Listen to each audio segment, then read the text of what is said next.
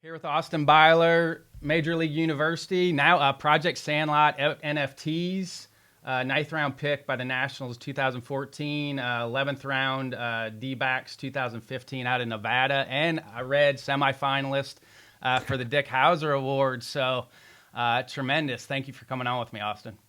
Ryan, I'm fired up, man. Thanks for having us, and we're super stoked to get rolling. Yeah. Hey, just give me some of your mentors, peak performance side, baseball side. Who are some of your mentors? Some of my favorite mentors so far, Aaron Nielsen. He was one of my coaches my freshman year of collegiate ball, so summer ball, actually. That dude's been a huge mentor business and just life-wise. Jay Johnson, he's over at LSU now, one of my coaches for 2 years. He's unbelievable, been a huge mentor. Dean Wellams runs Team Elite Performance. He does a lot of the team building, culture, mental training.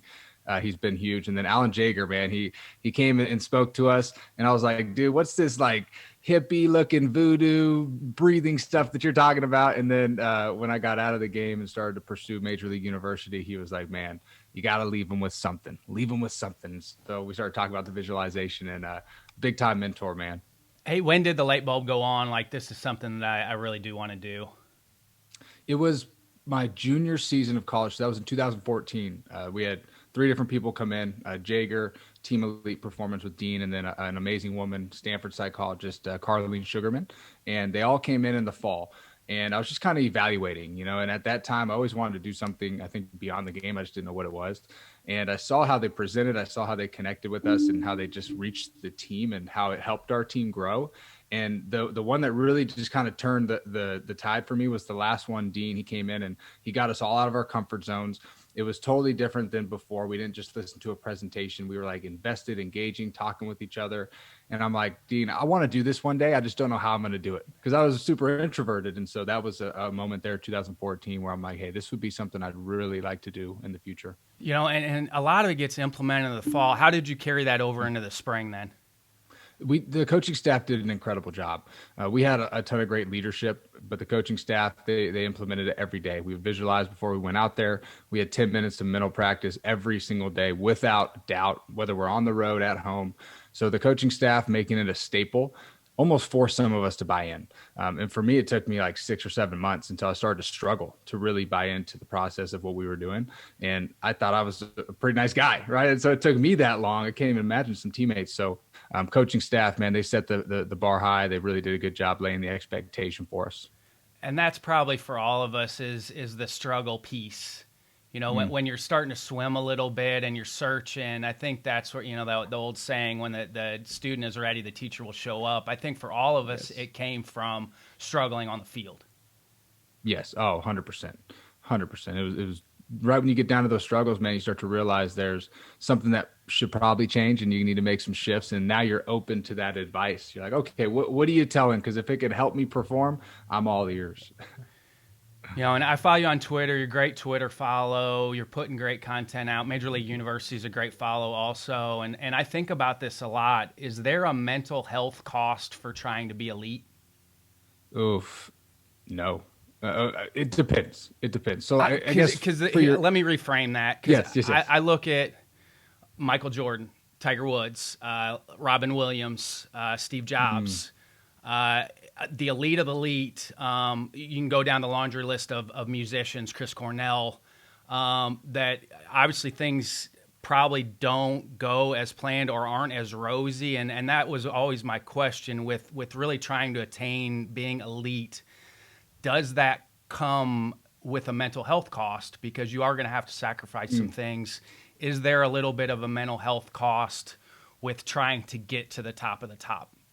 It's a great question, and I love it. And I really believe that there actually is. I think at some points, with reason though. So kind of how I see it is like a Michael Jordan, or I know King Griffey Jr. had his battles with mental health, and a lot of the elite athletes, the Hall of Famers. And when you're that good, you invest so much time into your sport and your craft that everything else kind of just goes by the wayside. So the family kind of out the door sometimes, or personal life, and it's just strictly that sport. And I think you have to be that way. You have to be a little crazy. If you're not crazy about what you do, you're not so invested in it. But with the mental health cause, I think that there's a time where you've got to check yourself a little bit and realize that if I'm in the right place, everything else is going to fall into place. If I'm not in the right place, especially mentally in the headspace, it's going to be really tough for me to do what I love to do at a high level. Although some of these guys and girls can do it consistently. So I think it comes with a little bit of a cost. And then once they get to that level, they start to realize like, okay, my life, my heart, my soul set, my mindset is so much more important than all the accolades that I might be getting, or at least that's the hopes of it.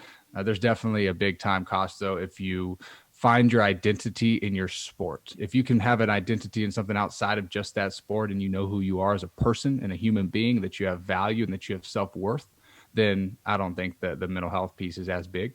How do we get people to separate? I mean, for me, that's the biggest question is I think all of us at one point or another put our self-worth on how we were performing and how we were doing and, our whatever we chose, whatever field we chose. How do we get people to maybe separate between, okay, this is what you do, this isn't who you are? It's an awesome question. I think setting some boundaries, and that's tough because when we're so invested in it and we want to be great at it, we sacrifice a lot to go do that thing, whatever that is.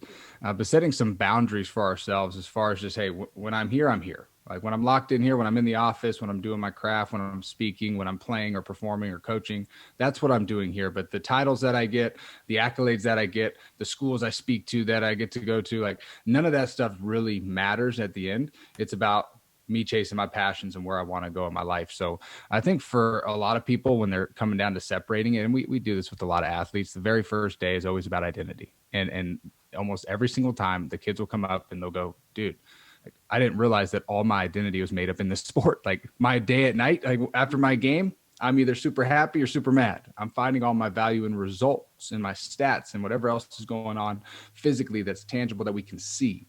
But having things that you're passionate about outside of the sport or outside of your craft or coaching is so key. And I see it all the time, especially with really good coaches. They're just so dialed into the books, right? They get no sleep. You see the bags under their eyes. I'm watching a lot of the NFL right now, and they're invested, right? They're extremely good for a reason.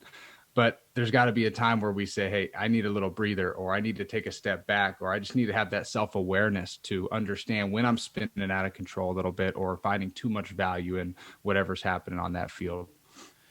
Is that somewhat chasing perfection as opposed to chasing excellence? 100%. 100%. It really is, isn't totally it? agree. I mean, I think that's the reframing piece for someone that is trying to be elite is you're not trying to chase perfection. You're trying to be excellent or as good as you were yesterday, try to be better tomorrow. I think the reframing piece sometimes helps with that because I think that's what it boils down to is they're trying to be perfect, and that's just not possible as a human to be perfect. You're spot on. And that's where I think a lot of us fall short because we want to be perfect. And then the next part is nobody likes to fail. It's like you go into a room, yeah, hey, who likes to fail? And nobody puts up the hand. So just having a healthy relationship with failure is a really good way to kind of process through a lot of these things identity wise and just understanding that yes, I might fail. Yes, it might not go my way, but that doesn't define who I am or what I do. It's the impact and the avenue that I'm using to make that impact on the people that are in my corner.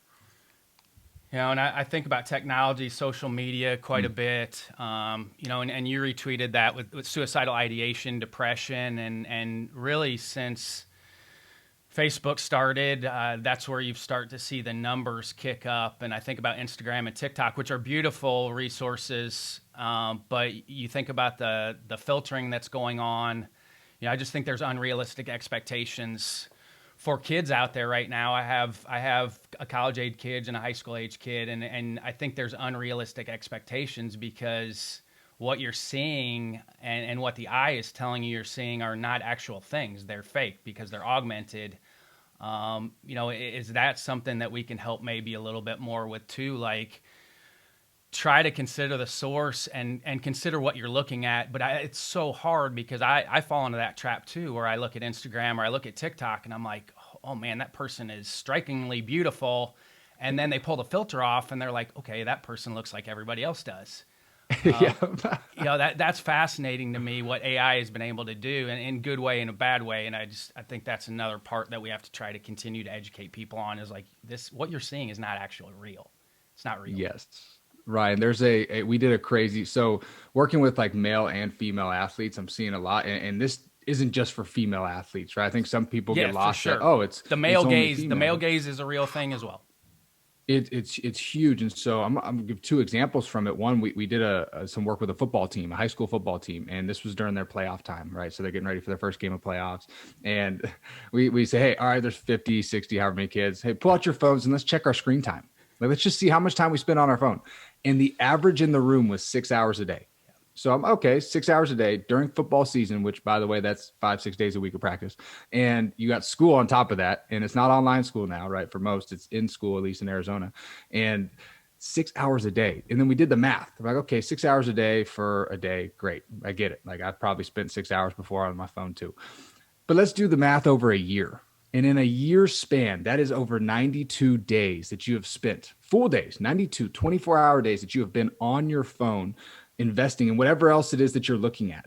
And when you're a high school kid, and if I'm a high school kid and I have all this technology, I'm assuming most of the stuff I'm looking at isn't always the best things. And so what I'm looking at and seeing with my eyes is filling my mind and my body every day. What I listen to in my ears is what's filling my mind, my thoughts, and my body every day. And so just seeing the music and hearing the language on some of these high school campuses and college campuses, I'm blown away. I'm like, well, what are we doing here? But it's almost like you're just a product of the society that we're living in. And so it goes back to the boundary piece. The next step to it was there was a 12-year-old athlete. I used to work with them when I was up in the Bay Area doing a little coaching. And he called me the other day and he's like, hey, Austin. I'm like, what's up, Colt? Like, how are you doing, man? He's like, not very good. Like, what? You're always like super happy. You're at the field all the time. You're a grinder. Like, what's going on, dude? And he said, I keep seeing videos of all of these kids my age who are way better than me. And I said, what do you mean? He's like, well, on TikTok and Instagram, all these 12 and 13-year-olds are hitting all these home runs, and I haven't hit a home run yet.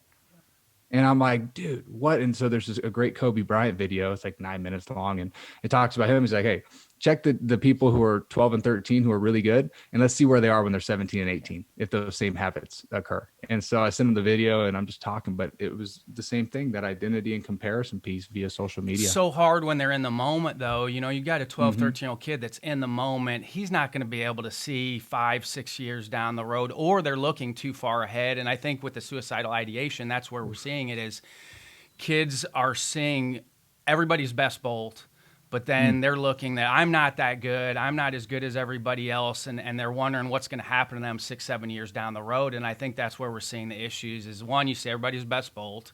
So you think you're not very good. But then you're like, well, I can't get to that point. And they don't realize that everybody struggles at some point. The best kids at that age probably aren't going to be the best kids at 18 or 19. But it's really hard to try to tell a 12, 13, or 14-year-old kid that because they're not going to listen to it. It's just not going to sink in yet. Yep. They don't see it, right? It's hard for us to see it. And I fall victim to this too, just like you said yourself. And I'll look at it and say, man, like these people they're doing such a great job, or they're like killing it, or I want to be at this level, or how do they get so much engagement, or how do they get so much interaction? And then I'm like, okay, wait, this is all online, or this is all virtual, and great. You might know a lot of people online, and maybe you connect, who knows what happens, but how about the people that are in our real life, who I'm seeing face to face every day? My family members, my fiance, my friends, the coaches, the teams. Like, those are the people that really matter. And if we take care of what truly matters, all that stuff is just extra. So, but it's hard, right? Because you almost attach your identity to it. And then it goes back to the success piece. Like, if I'm having success doing it, you're like, yeah, I feel good. But if I'm hitting a lot of misses and there's no retweets, or there's no likes, or there's no cool filters, or it doesn't look the same as that other person's, we almost think like, man, I'm doing something wrong. I'm not good enough. I'm just going to pump the brakes and stop.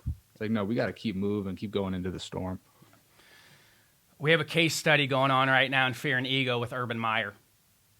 I think it's a classic example of what fear and ego look like. A guy who's probably never had a ton of not success. He's always had success along the way, and he's in a new place and obviously hasn't handled it well. But, talk a little bit about your take on that, on what's going on with him.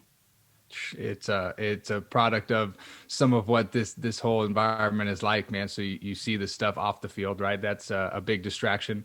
Once that happens, you lose trust. And so I think for all of us, trust is the hardest thing to earn and the easiest thing to break. And when you're a head coach and everybody's looking at you and you've had tons of success throughout your collegiate career, and you have this kind of expectation and this standard and all the books you've written and all the stuff that you publish, you expect that. And then you go in and you see, I guess you could say, the dark side of it, of the bar scene, right? And the pictures that surface and the videos. And then you see how he's handled some of the coaches in that locker room and some of the blame game and things that just don't align. To me, there might be a deeper cause. Maybe he's not where he's supposed to be. Maybe there's something off the field that's been bothering him that's bleeding onto the field or the locker room. But it's even more important for our athletes and especially ones in the professional life that are in the limelight all the time to just be aware of your surroundings.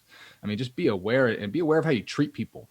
I hear the Urban Meyer and how we're treating coaches, and then I go and hear Cliff Kingsbury or Sean McVay and how they speak to their coaches. And they're empowering, they're trusting, they're giving them the authority to run with it and do their thing. And when we give people a little bit of a leeway to let them do their thing, we'll be surprised with how productive and how successful they can be in their own terms. So it's a crazy deal, but it just goes to show coaches aren't exempt to this. And they must be aware, too, of their surroundings and how they speak to others and how their actions can show up in that locker room. I mean, at some point, you have to take accountability and apologize, don't you? I mean, at some point. Absolutely. Like if you're gonna get some healing, if there's gonna be some healing from that, I think at some point you have to take ownership of it and admit you screwed up, and then apologize, and then try to start the healing. Because if you don't, you've got no shot. If you don't do that, you have no shot. You got to take the ownership, and that at least standing up in front of the clubhouse and saying, look, guys, I effed up. Like, I messed this thing up. This is my fault.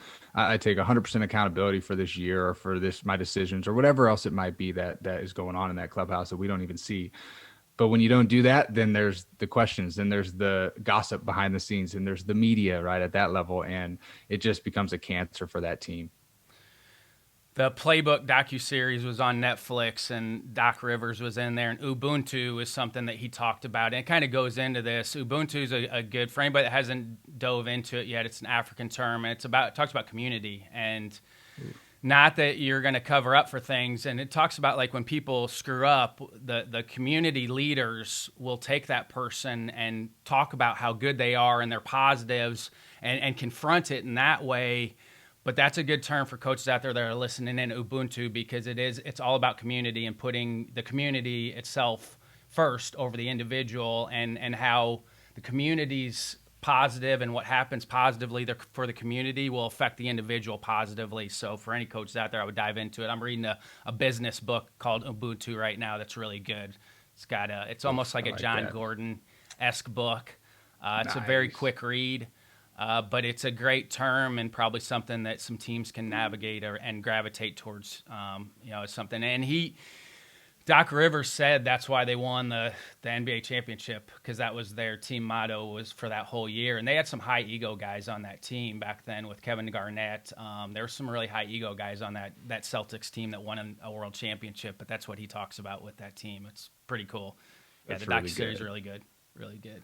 Now, the flip side of that, University of Houston, teammate kicks a trash can over, and then you've got a kid that comes behind and shows a positive way to lead. Obviously, you don't want to lose in that situation, but handle it the right way. But you've got a really good example of somebody showing leadership that, I didn't kick the trash can over, but I'm going to go ahead and clean this up. So good. That was a huge highlight. I like looking for the positives on social media. I'm like, man, this was sweet. My fiance sent it to me. She's like, this is awesome. I'm like, this is being posted. This is so good. But you shows the character, right? It's like there was a video, I think a couple years ago, Dak Prescott picking up trash in like just a random walking through a mall or something. And he's like picking up trash. Maybe he's outside, but it's like those little things that we don't think anything about, and we kind of just ignore them. But that's what true leadership looks like, right? Is going out of your comfort zone a little bit and doing those things a little extra. It's so powerful. I love Ohtani too. There was clips of Ohtani all summer of walking in the dugout and picking up trash. Yes. Good stuff. Good stuff. How did you know when it was time to stop playing? That's awesome. I love it. The heart wasn't in it. The passion. I went through a lot of different things during my playing days, a lot of anxiety, a lot of depression, a lot of fear, addiction for a long time. And I still had success physically, right? My stats still looked good and everything looked great until it finally caught up with me in professional baseball after my first year. And from that moment on, those next 2.5, 3 years or so were kind of rocky, right? They were very rocky. But I remember in 2017, it was right before I was going into 2018 spring training. I met an incredible mentor actually at my alma mater, high school, and we were doing a baseball camp. I was kind of coming out, helping out, and he's with the Fellowship of Christian Athletes, and he's like, dude, you should come to this Bible study with me. I do the Arizona FCA. Like, Bible study, dude, I'm gonna burn that coffee shop down, dude. There's no way I'm coming in there. You're not gonna allow me in there, dude. He's like, no, just come on in, man. There's a couple ex players and some good guys that you can meet, good networking. Like, just come on in, right? And so I go have some coffee, and I see like a 4-time World Series champ and like a legendary high school coach. I'm seeing these guys who are dudes in my mind, right? And they're all broken, right? They all have the same things in their past that they were voicing and being vulnerable with. And so I go into spring training, and at that point I was okay being done, but I also had this new form of mental clarity going in because I started to work on myself again. It was like, hey, like revamp the circle here. And so once I went to indie ball after I was released by the Diamondbacks that spring training, I played indie ball for about a month, and I remember I was hitting 072. I was like 4 for 52, and I knew I called Palmer, is his name, Palmer, and I'm like, Coach, look, man, this is going to sound really weird, but I'm the happiest I've ever been playing the worst I've ever played. And he's like, dude, that might be where, you kind of found yourself. So right when that happened, I was released, and I knew, hey, it's time to move on. We got to do something about this. I saw too many guys in the locker room, too many coaches and players finding their identity too much in the sports, and just I went through the so same thing, indie ball. I was in there, I'd be, in Bossy Field in the clubhouse, there's guys 28 years old putting ankle braces and knee braces on. And I was like, you know what, I'm going to be done after this year because that's not what it was for me. And I'm glad, not everybody gets to end it on their own terms. I think that's why you see a lot of people get salty towards the end is it doesn't end on their own terms. And I think being able to end it on your own terms, I think gives you a little bit more closure maybe than some other guys that don't get a chance to end it on their own terms. Hey, how long were you self-medicating? It was about 5 years. 5 years. I think we all battled it as players. How do you, if you don't have those skills, I think you're going to naturally gravitate to something that's going to help you check out for a little bit if you need it. I think that's tough. I think all of us have gone through that at some point or another where you're going to self-medicate because that's all you know. So it was about 5 years for you. About 5 years, man. It all started with hard though because you're still putting up numbers. I think that's the hard part is you're still putting up numbers. So it's like, okay, do I need something else? Which I obviously do because it's not healthy, but if you're putting up numbers, I think it's just like anything else, like trying to make change. It's hard to make any sort of change if you're putting up numbers. Yeah. When I saw the success happening still, I'm like, 2 All-Americans, all-star in professional baseball, leading the league in homers. Like, I got all these cool things happening. I'm like, man, top 20 prospect. Like, I don't need to change, right? I don't need to change. If it's not broke, don't fix it. But you're right, man. It's like when you're in that moment, that's like your checkout zone. For some people, it's video games. For others, it's reading. For others, it's prayer, meditation. For me, it was self-addiction, right? And so for this, it was like, hey, I know after the game, no matter what happens, I can check out. And sometimes even before the game, I can be checked out going in, which helps me play better out of, which is the weirdest thing in the world. So, it was a long road, man, but very grateful to get out of it on the healthy end. Talk about starting Major League University, Kubi Meyer, how does that happen? Because you and I have talked about entrepreneurship and, how do you get to that point where, okay, this is something we're going to dive into? Yeah, we were sitting in. So ironically, me and QB were college teammates, and then we both were on the same indie ball team for that month. And I don't know how it worked out, but somehow it did. And we were both sitting in this retirement home. So they put us up. There was 3 guys who got lucky enough to go into this retirement home in Schaumburg, Illinois. So 75 and older people, and then there's 3 college dudes, right? And so we're in this retirement home. There's no AC in Chicago, Illinois in the middle of the summer, which was not fun. And so we're sitting there in this room, and we're like, dude, we got to do something for mental health. Like, his family's experienced it. My family has. Both of us personally have. And so let's do something with mental health for people. And so we're coming up with these like prototypes for like this meditation globe and like all this stuff for meditation. And then we're finally like, what if we just did something for athletes because we know athletes? And let's just start with baseball and then kind of see how it bleeds into other sports, because we know this goes everywhere, but there's a good opportunity. We already know people. And so we're like, hey, cool. And then he brings up the name Major League University.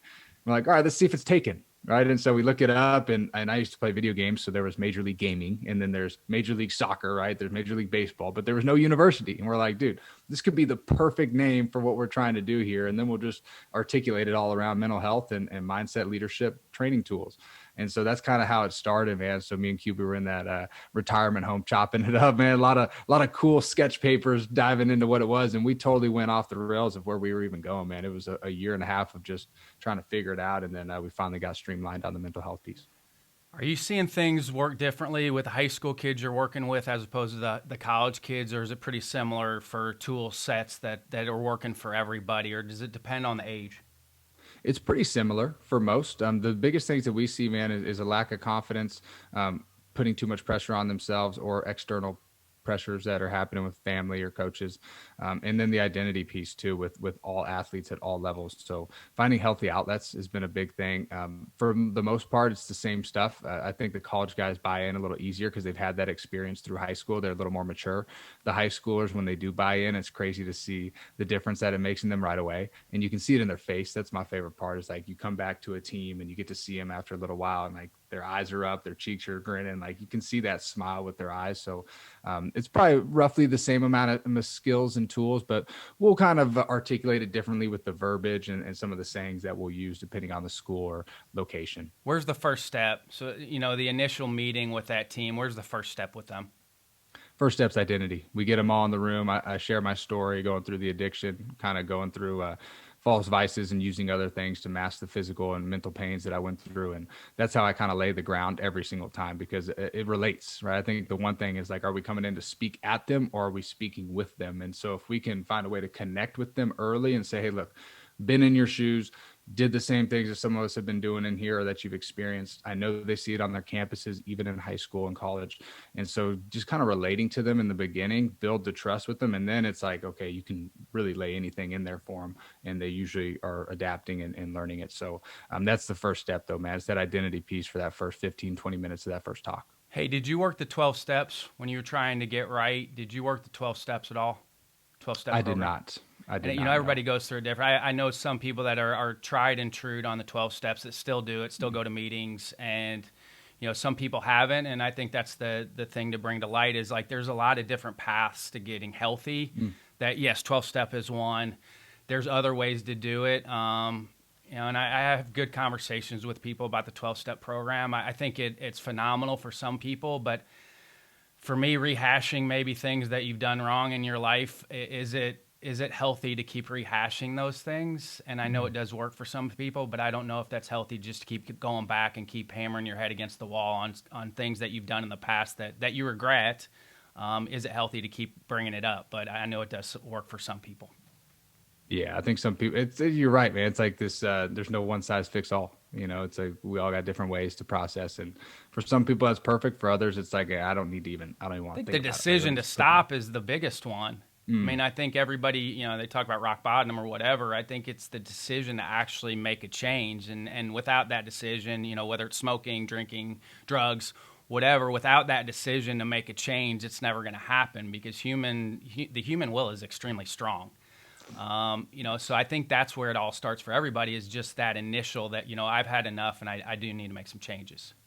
That's where it goes, man. You've got to get to that point. And until you get to that point, you're never going to change. I have so many ex-teammates, man, who are still doing the same things. It's just escalated to more and more and more. And until they make the change to say, hey, I'm tired of living this way. I'm tired of feeling this way. I remember, Ryan, it was crazy. The big one for me is the feeling. I just don't like feeling like crap all the time. Yeah, it's like, I don't want to feel this way. I don't want to wake up lethargic and snooze for 3 hours and wake up at 11. There was I remember one of my mentors, I had this like page-long essay. It was probably like 2 Microsoft Word pages long on Facebook Messenger, and it was a plead for help to my mentor. I was like, man, I can't keep living this way. I know I'm doing the wrong things. I just don't know how to stop. I can't stop this addiction. And I never hit send. It's like, if I would have just hit send and asked for help and just been courageous, I thought it was being a coward. Instead, it would have been very courageous to just ask for help. Maybe he could have called, help changed him, and who knows, but that's why we get to do what we do now. Yeah, no, it's tremendous. Just, that's the thing, is everybody thinks they're doing this by themselves. But just you writing that letter, for anybody listening in, like that's a journaling piece. I write a lot of stuff down that that doesn't see the light of day, but I think helps me get things off my chest. I did this as a player too. I journaled that nobody ever saw it, but it was to get things off my chest. And I think that was a semi-productive way of getting things off my chest and journaling, or maybe even that letter, because you know it's there, even though you didn't send it. Maybe it was a nudge in the right direction that, okay, it's coming. Yes, yes. It was like, hey, it's time to change. Like, we'll see how long it takes, but it's time to make a change. It was good. Okay, now the NFTs. I know Yeah. I love it. Project Sandlot. This is all new to me. The Bitcoin stuff, NFTs. Was it fungible tokens? Yep. How does that start? Yeah, so my partner Ray Mack, he's kind of joined into the business here the last couple of years, and he was coaching collegiate ball for 8, 9, 10 years or so, and he just was like, dude, there's this NFT thing. And I'm like, well, what the heck are these, dude? He's like, it's like a digital collectible. It's like a one of one of a trading card. So think of Babe Ruth, but there's only one of this Babe Ruth. And I'm like, okay, like, where do you get them? He's like, online. And like, well, can't you just screenshot the picture? He's like, yeah, but you don't own that picture. I'm like, okay, dude, you got to fill me in. And so I was a hater, Ryan. I was like, no way, like nothing new in here. I'm just dead streamlined of what we're doing. And it took about 4 or 5 months for him to start convincing me. And he's like, dude, we need to create our own project, and we need to do it around mental health and supporting youth athletes and being able to empower coaches and just do really cool stuff, like have a lot of good utility with this project. And I'm like, all right, dude, if you want to take the lead and go for this thing, let's do this thing. And so he's been coaching me up. He's the right man to ask about it. But to me, it's just, it was a really good opportunity for us to impact a lot of people doing what we do. And it's almost like this different light of reaching more people. And one of our big goals with MLU is let's impact millions of people in this world. And so this is another stepping stone to help that start to happen. And for us, we can do so many cool things with the income that comes in through these really cool projects that we're doing and partnering with other ones. What's the initial, for somebody that does want to dive into it, where's the initial place to start with NFTs? Yeah, we have an amazing article that lists out the first 4 steps to go out and buy it. The first step is getting some sort of a wallet. So you can think of it like E-Trade or wherever you use your investment platforms. For me, I use Coinbase, and Coinbase has been easy, clutch. Download the Coinbase. Invest in Ethereum. So it's ETH, Ethereum. And that's kind of the cryptocurrency that's being used to purchase most of these. And then from there, this is where it gets a little confusing, right? Because there's so many steps to this. Hopefully it's going to be easier. But after you get the crypto in your Coinbase, you transfer it to another app called MetaMask. And all that is like the signage, right? So that's like your online signature to help you clarify that you've purchased something. And then you go on to OpenSea.io or whatever the minting website. So for us, projectsandlot.com, and you can go on there. And once it's released and ready, you can go click the mint or click the buy, and you can go purchase those. So there's some weird steps in there that I think create some hesitancy with a lot of people that are getting in, but to keep it simple, it's just an education piece. Boom, boom. As with anything, it's just Yep. once people get educated on it, I think it's easier to make that step.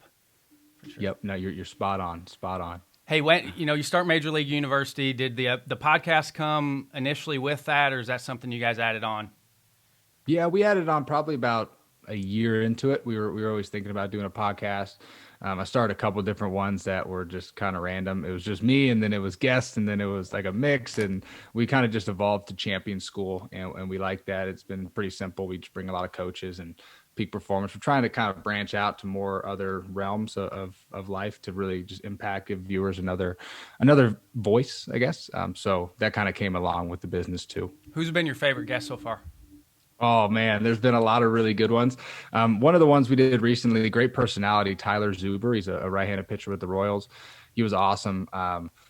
Man, we had Coach Johnson on there. We had Eric Bakich on there. We had Brian Green was great, man. He brought the noise during COVID. Was really cool. Honestly, probably Pat Murphy could have been the best one because, and I don't want to say best because I don't want to shame anyone else because everybody's been awesome, but he was in his car driving on the Zoom, and there's like 50 people live during COVID, right? Because nobody's doing anything. So they're all like tuning in to watch. And he's in his car, like just going free balling, like it's not being recorded. And it was so raw and perfect that I think that one might've been the best one just because he is out there.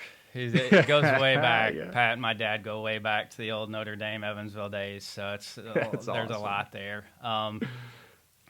Hey, what makes Coach Johnson the real deal? Because I think he is. I think he's one of the best that we have in the game. I mean, what makes him the real deal? His investment in building relationships. He is spot on. Like the physical stuff, the skill stuff's great. He's super organized. He maximizes practice plans to the T. I mean, it's unbelievable how he does that. But above all else, his ability to connect with each individual on that team. And that's what really builds that team. And that's why he's been so successful. I'll never forget, I was getting ready to sign, and it was a couple days before signing in my junior season when I was drafted there. And it goes down to the last day. And the day before, I called him and I said, Coach, I'm signing. I can't do this anymore. Like the stress, the pressure, the feeling of uncertainty. I hate it. I got to do it. And he's like, wait, I'll be there in the morning. I'm like, what? It's like 7:00 at night, dude. 10 a.m. rolls around. He shows up to my house in Arizona. He's in San Diego and goes, look, let's go through the pros and the cons, and then we'll make the decision. And I'm like, all right, you came out here on 12-hour notice and came to see me. Like, okay, that means I'm coming back to school. We're doing this thing. But he's amazing, man. And I was going to ask guy. you why you didn't sign. And so, everybody has their deal. I mean, really, what did it boil down to for you coming back to your senior year, besides Coach Johnson coming to see you? Yeah, that was a big part. The coaching staff, everybody there was amazing. I was so blessed to have them. The teammates, too. We had 8 seniors going into that year, all very talented that we grew up with each other for all those 4 years. And then going back to the commitment that I made in the beginning to play 4 years, I could have easily gone out. It probably would have been a great situation. Washington didn't have any first baseman at the time. It was a good way to get in. But weighing the money versus the experience, I knew I would never get that experience back. I knew we had a really good chance to go to Omaha, which we won't even talk about being snubbed, but that's another podcast. But we had such a great chance to be successful. And so I love Reno too. Reno is like my favorite place on earth. So all of those together versus go make a little bit of money and play professional baseball. It's like, I know I'm probably going to be drafted next year. I probably won't get as much money, obviously, but I won't ever get this experience back to maybe go to Omaha and get to compete with these guys one last time. The transfer portal is a mess now, but how do kids know they've got the right fit? I mean, I had the right fit. You had the right fit. 2 good examples. Nevada's not a name brand school. Evansville's not a name brand school, but worked out great for both of us. I mean, how do kids know they've got the right fit? I think it's giving us some time, man, and not getting caught up in not playing right away. I mean, look at the rosters right now with COVID. These rosters are insane. There's like 25-year-old juniors out there. I mean, come on. Like the college baseball is elite right now. And so if you're coming in as a freshman, the main thing that I hear is, oh, I want to leave because I'm not playing. I'm not playing. And sometimes it's not the right fit. And it's going to be the same thing somewhere else. Exactly. It's like, dude, you might not play that first year. Go play summer ball, go get a lot better, come back in the fall ready to go earn a spot the next year. So for the kids out there, man, and especially the coaches, I know it's got to be challenging when you sign someone and then they want to transfer halfway through. I think you know the right fit when you feel it in your heart with where you're at, but you got to do your due diligence on the place you're going to. I think some kids are so quick to just sign the contract and go somewhere that they don't really do any research on the school or get to know the area or really see how they like that fit if they could be in that part of the country or wherever it is that they're going school-wise. That's a big one for me is that, kids aren't taking official visits anymore. Basically they're taking official to the place that they've committed to. And, the NCAA could switch some things. They could allow kids to get on campus earlier for official visits. It would save families money, but it would allow kids to be able to make more informed choices because they could go back to taking their 4 or 5 visits. And, how much did you play as a freshman? Thankfully I played a lot, and I here's did why. too. There was, we're sitting here telling kids to wait it out, but I sat the first 7 games. I was terrible in the fall, so I didn't deserve to start. But I sat our first 7 games, and then we didn't play very good, so I got a chance and I hit and I stayed in. But you and I, we could say, hey, you need to wait it out. But you and I are good examples that we actually. But that's part of picking the right fit too, is being realistic. And yeah, it's okay to shoot for the moon, but shooting for the moon does come at a cost of maybe not getting on the field right away. 100%. You're spot on. And that's the thing. It's like you want to go to and just name the names, but like the LSU, the ASU, the Cal State Fullerton, right? Like the schools that are nationally known. And then you get to that school and there's three dudes just as good or better than you that are older than you, that are playing in front of you, that have had success. So you're like, man, what do I do? Like, how do I get in here? It's like, go where you can play. Like, if that's your goal to go play, go play. If you want to go to Arkansas and ride the pine for 2 years and then come out as a junior and hopefully get drafted, then do your thing there. But you got to know who you are, and you got to know yourself a little bit going into that, which I think is a challenge for a lot of kids going into college. Yeah, there's unrealistic expectations now, I think, from kids and from parents. As far as what college actually is, and at every level. I go all over the place and see every level of college baseball. There's great baseball at every level. There's great coaches at every level. There's great players at every level.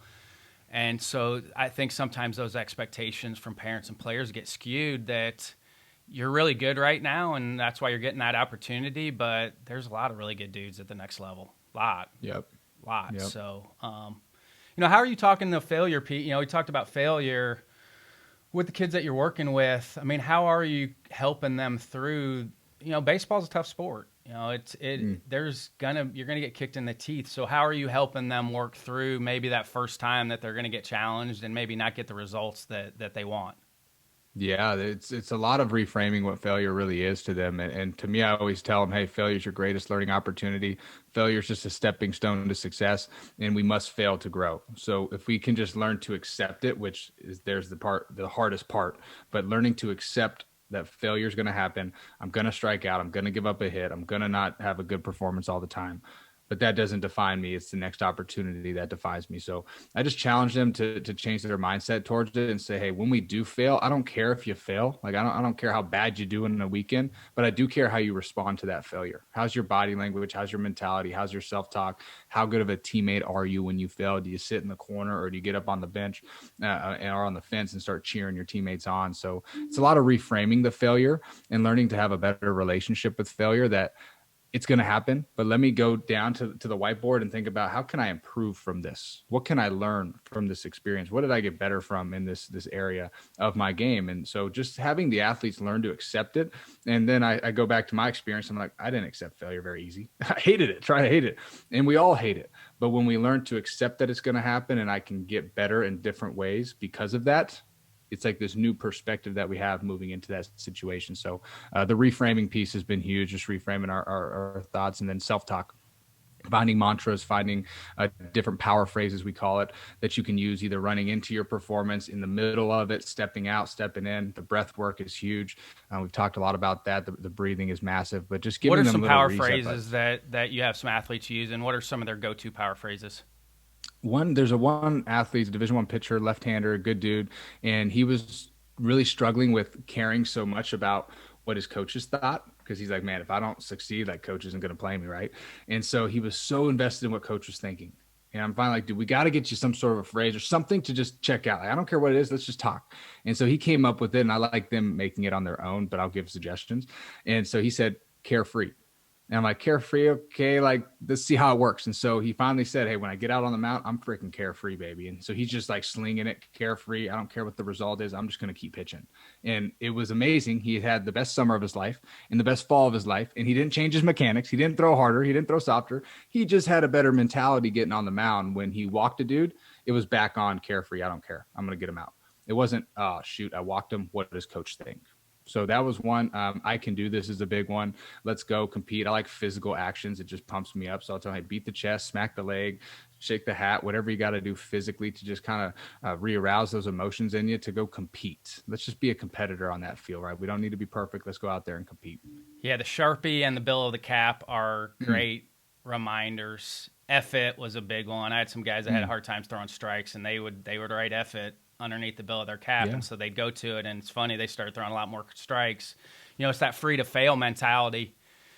It really holds you back. If you're really focused on not doing well, that's what holds you back. And that may be a separator for the elite out there too, is they have amnesia with bad performance. They learn from it, but it's done with. Like, they can turn around bad performances way quicker than other people can, because they forget about it much quicker, and it doesn't carry over into the next day.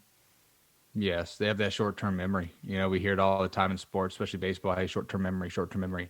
And then it's like, well, I'm carrying the baggage of 2 weeks ago. Yep. It's like, dude, we don't need to be carrying that baggage along with me. Like, let's drop that thing off at the airport, leave it there. It's new game, And new that's fear and opportunity. ego too. I mean, that's where fear and ego get involved with bad performances, because again, they're frightened that they're not going to do well the next day, and it does hurt when you don't perform well. You know, and that's that self-evaluation and putting your self-worth on your performance. That's what drives that fear and ego, is because your head space is not where it needs to be to go out and compete the next day. Yes. Hey, do Yes. you have a Spot fail on. forward moment? Do you have something you thought was going to set you back, and looking back now is one of the best things that happened to you? Yeah, I think just leaving professional baseball. I thought that was like, I got nothing. Well, actually, another one outside of that. So this is for anyone outside of that or coaches, right, trying to make a change. When I was living in the Bay Area right after I finished up baseball, and I was there for about a year. And so I was working at a great job, right? It was well paying. It was cool. Sales role. I was in sports, so I liked it. And it just wasn't what I wanted to do. You know, it wasn't my passion. And so I remember it was right before COVID. It was in, I think, early February. And I finally got the nuts, right? It took me 6 months to do this, by the way. So it took a while. And I said, you know what? I'm going to quit this job and I'm going to go pursue MLU full time. I'm going to do it. Like, it's time to do it. And at this point, like, I'm not getting really paid for a lot of speaking engagements that much. Like, it's kind of hit or miss, and I'm getting a good income. And in the Bay Area, my rent is $2,800 a month, right? For like 500 square feet. So I'm like, I'm tired, dude. How am I going to do this? And I finally just said, it's over with. I'm done. Like, I'm done with it. We got to move on. So I came to my CEO. I said, sir, like, I'm moving on. Like, this is my passion. He already had a good idea too. He's like helping me with it. He was a great mentor too. And I left. And I'm like, yes, like, I feel good. I got enough money to get me through the spring. Like, we're good. And then March hits, and all of a sudden I'm about to run a camp and do this speaking thing. We're doing like a 6-week mental training course in the Bay Area. And the AD calls and says, hey, look, you can't come today. We're shutting down. What do you mean shutting down? He's like, yeah, our whole city's going on lockdown.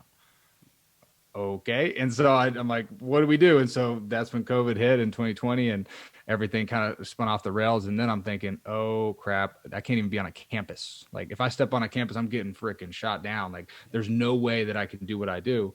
And then just kind of by the grace of God, man, Zoom's been a blessing, and Yep. COVID really just took our business to the next level with the need for mental health and for our athletes to really buy into this type of stuff.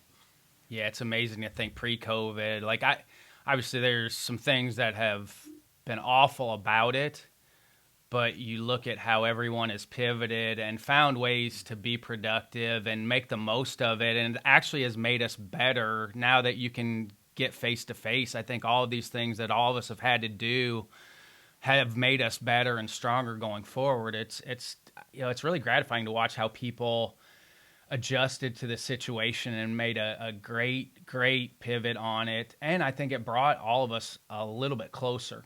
I think it just brought everybody much closer in the community. It's you're so right, and the baseball community specifically has been amazing.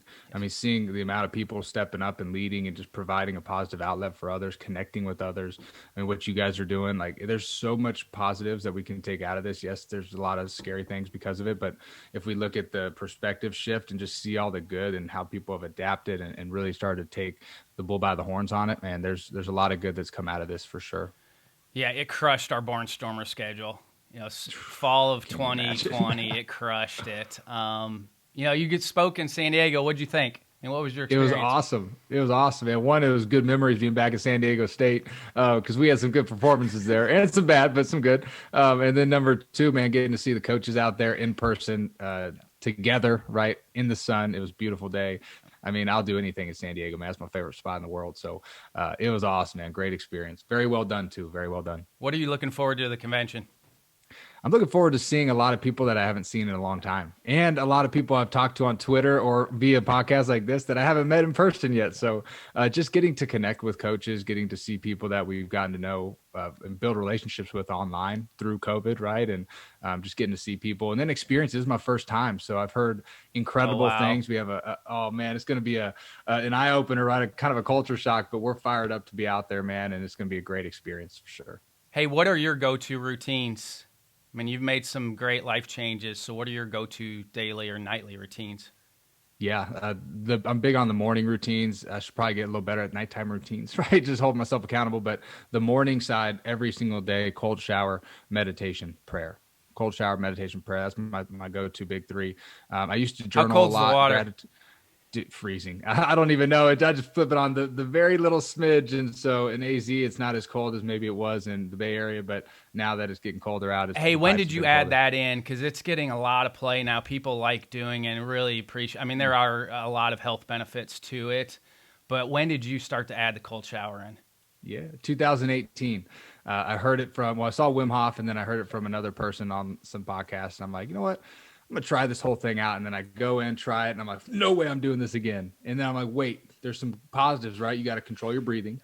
You got to manage your self-talk. You've got to slow yourself down a little bit. And the energy that you feel after, it's like next level, better than coffee, although I love coffee. So it's a The big breathing's time a play. big one. I was in San Diego for the Breeders' Cup, and I went in the ocean, but I did the Wim Hof breathing before I went in, and it helped. Like, literally, I was like, oh, I should have been doing this a long time ago with the breathing. Like, the breathing was the biggest piece of helping me be able to get into the water because the water wasn't that bad. Yeah. So it was the breathing piece for me. And now I don't do the shower part. I'm a softie when it comes to the shower. My shower is hot. I haven't made that next step. I'm gonna have to listen to somebody maybe course me to do it because I just can't. I haven't been able to make that next step yet with the cold shower. Yeah. The first step was super hot to super cold. It was like the contrast, right? You go from the hot tub to the cold tub. It's been, dude, I wish I would have done that way more when I played because just the mental clarity that you have when you do it, the challenge, right? You've accomplished something tough for the day. Some people make their bed or other people run a mile or whatever it is. But for me, that's just what helps kind of set my day off with the challenge that I can task off. Boom, I got it. And just be kind of proud of yourself. I've set an evening alarm now to shut off the phone. That because I was spending too much time on there. I think with everything that all of us do, you want to provide good content, you want to get everything out there, but I think that comes as a cost as well. And that was something that I started the last couple of weeks. Is I'm setting an evening alarm to where now I've got to hold myself accountable to shut everything off and start to get ready for bed. I'm taking your advice because that's something I struggle with too. I think we all struggle with it. Like, part of being human, being on the path is you're going to have ups and downs and you're going to fall off sometimes. You're going to fall off the path. So part of that is not beating yourself up too much, bringing yourself back when you need to. And I think that shows the sign of maturity and really evolving as a human is you are going to screw up. You know what? Don't beat yourself up too much about it and get yourself back on the path. And that's okay to fall off for a couple days here and there. It happens to everybody, but try to find a way to pull yourself back if needed. I just think people are way too hard on themselves and unrealistic. Talk about setting boundaries. I think people are way too unrealistic now because of social and everything that's out there. I just think people's expectations of what they're supposed to be and who they're supposed to be, I just think there's some unrealistic expectations out there of living a life well lived because, again, you're seeing everybody's best bolt and not taking everything with a grain of salt that you're seeing. Yeah, it's just kind of what we've been naturally just seeing now over the last couple of years, man. So you're like, I got to do this, this, and this, and if I don't do this, I lost. I'm an awful person. person. Lose. Yeah, it's like I suck. I'm not on track. I'm not going to make $1 million. I'm not going to do this. I'm not going to do that. It's like, no, dude, like you failed just like Tiger Woods has failed, just like Michael Jordan's failed, just like the presidents have failed, right? Just anybody. You go out across the board, anywhere you go, everybody's experienced some failure, man. It's just how do you get back on track, like you said, right after that starts to happen. Hey, what are some final thoughts and where can people find you? Yeah, thank you. Very, very blessed to be on here. I've had man. a great time, by the way. This has been great, man. You're awesome, and what you guys are doing is incredible. It's been very impactful for a long time, so thank you for all the support you do for coaches and players. For us, you can find us at Major University on Twitter. For some reason, the league didn't register, so we got Major University on Twitter, Major League University on Instagram, LinkedIn, Facebook, TikTok. Where else? YouTube. Right, we got the YouTube channel up there. Champion School Podcast is on all platforms, and then Austin Byler on all platforms too. Hey, what are some other mental health resources? Say a coach that is out there that has a kid that's struggling, or even a kid that's listening and right now that's struggling. Where can they reach out to for some mental health resources? Yeah, I think doing an easy Google search is always an easy way. There's a lot of good content on Twitter too. Twitter's got some really good stuff. I think finding a local professional though, especially if it's something that's deeper and a counselor, and I don't want to say I'm biased, right, but finding some sort of counseling agency that does it well. And to me, the Christian ones are the ones that are the most successful. Now, you don't have to go the faith way because I know everybody's different. But from what I've heard, some of the local churches will actually go pay for you to go get counseling. I know ours does that. So they have like an allotment of a couple $1 million that they just, hey, for anybody who needs counseling, male, female, kid, adult, to go out there and get free counseling for a month or two just to see how it works. But the biggest thing, find somebody who's licensed, who's a professional in this thing. If it's something that's that deep, if it's something that's kind of, hey, we can just attack it early, then find somebody who can help you be successful. But that would be huge. Find a local professional. Yeah, professional, because sometimes people need medication. I mean, that's a piece of it too. That sometimes to get the wiring reset and everything that goes through your brain, your dopamine, neurotransmitters. Sometimes you need a little bit of help from the medication side. Again, I'm not a medical professional, so don't take my advice on that. But just from anecdotal evidence that it has helped people, just from the medication piece. So again, it's you can save a life if you get people pointed in the right direction. Ask for help. Ask for help. I mean, just go do it. And if you have somebody who's struggling, a kid, an athlete, a child, whoever it is, just go get them some help if they're not going to ask for it. And just, hey, maybe it works, maybe it doesn't, but at least you're working towards it in a positive light. Austin, thanks so much. I can't wait to see you in Chicago. Can't wait, Ryan. I appreciate it, man. Take care. Have a good day.